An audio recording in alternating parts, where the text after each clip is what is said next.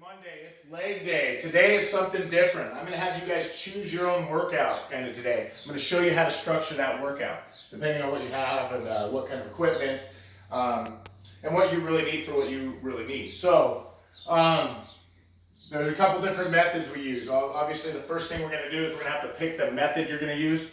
Guys that are used to me, you know we have our ME method or our max effort method. And that's only done every 72 hours, right? Between, we call that a major workout. Dynamic effort and max effort, which is the first two, those are major workouts. Those will only be done every 72 hours on a body group. So when you think lower body and you think you did a max effort on Monday, it needs to be 72 hours before you do another big workout for your lower body, which usually would be that dynamic effort. Give us a 72-hour layer, gives us that delayed transformation, right? These are big words, don't worry about it. But I want you to pick either a max effort method, dynamic effort method, repetition method effort. Now remember, repetition method is just our accessory work, okay? So working on our muscle groups that are weaker, okay? If you're weak in the hamstrings and glutes, do a lot more of those, right? Or our contrast method, where we have a heavy eccentric with a deloading at the bottom and a lighter concentric, so your body has a contrast method to it.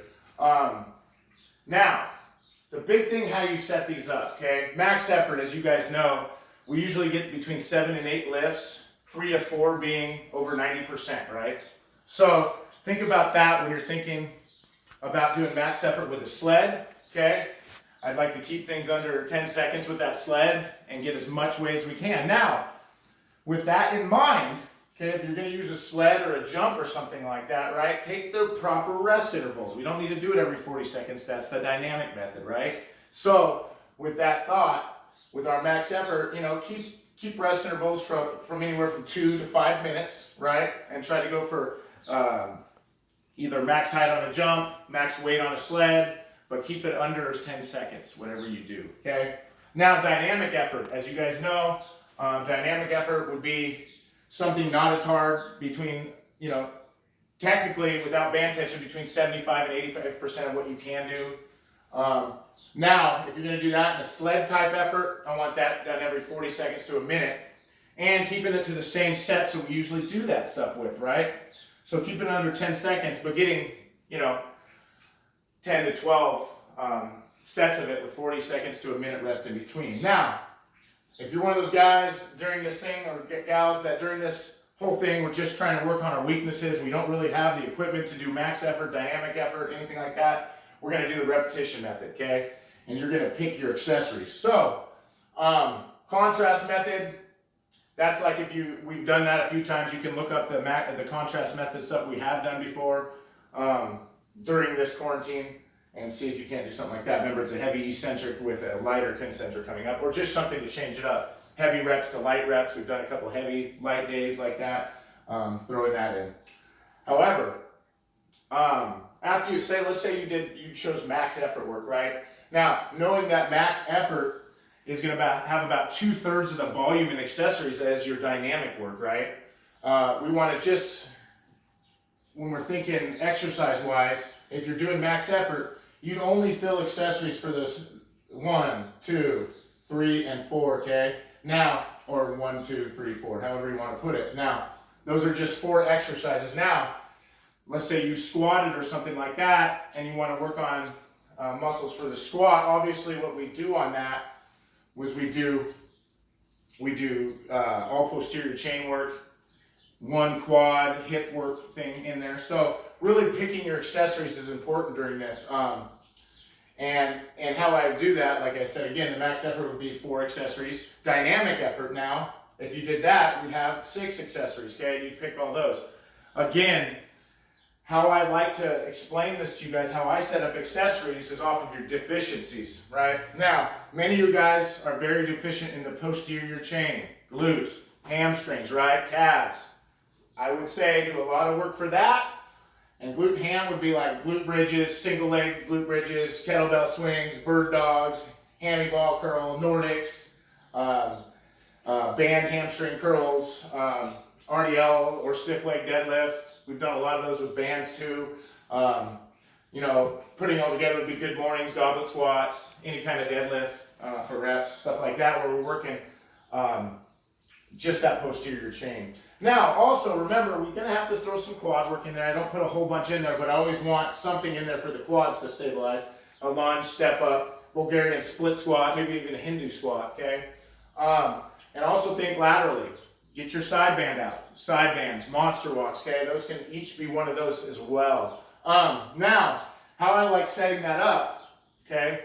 If we're on max effort or dynamic effort, I want 4 sets of each one of those exercises, okay?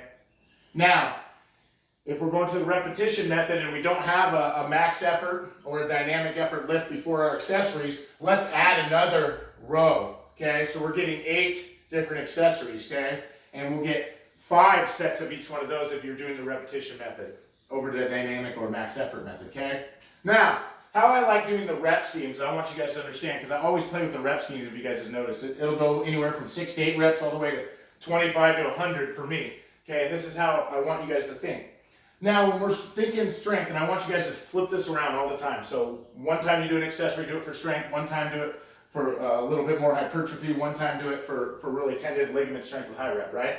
So rep schemes kind of work like this. 6 to 8 reps for strength. 8 to 12 works for reps for hypertrophy, okay? 12 to 15 reps for muscle reconditioning. 15 to 25 reps for that blood flow recovery. And then 25 to 100 reps for that tendon and ligament size buildup, okay? And really working on injury prevention at that point. So when I'm putting my reps together for accessory movements like this, I like to keep it in the, at the most at the end, I'll do the 15 to 25 sets with like glutes, hammies, stuff like that. But I want to keep it under that. The 25 to 100 ligament and tendon stuff, that can be done the following day. That doesn't need to be done on our work day. So always switching up those accessories, keeping it to 4 sets if it's max effort or dynamic work, 5 sets if it's all repetition work, right? Now, other considerations, like if you're not using a sled for max effort work today, obviously it's Monday, so it's power day, you have 12 trips of 60 yards, right? I want to put this out there, if you're using max effort work with the sled today, take today off of your sled, that's power work anyway, okay? It's going to transfer over. However, if you're not doing sled work for your max effort or dynamic work, go ahead, throw that in at the end, get some extra work in. I know this can be somewhat confusing. Another thing to put in there, if you're just doing repetition method, remember, you can do a workout every 24 hours. Okay, that's not something that's going to be really taxing on the nervous system. Thus, we can put smaller workouts together every 24 hours. We do not need to wait the 72 hours for the nervous system. So, anyway, this is kind of opening things up for you guys to really pick what you're going to do. What I want from you guys is to set your workout up, do the workout, and I want you to send me what that workout was, what you think your deficiencies are. I will give you feedback on that to think whether I agree with you or not, okay?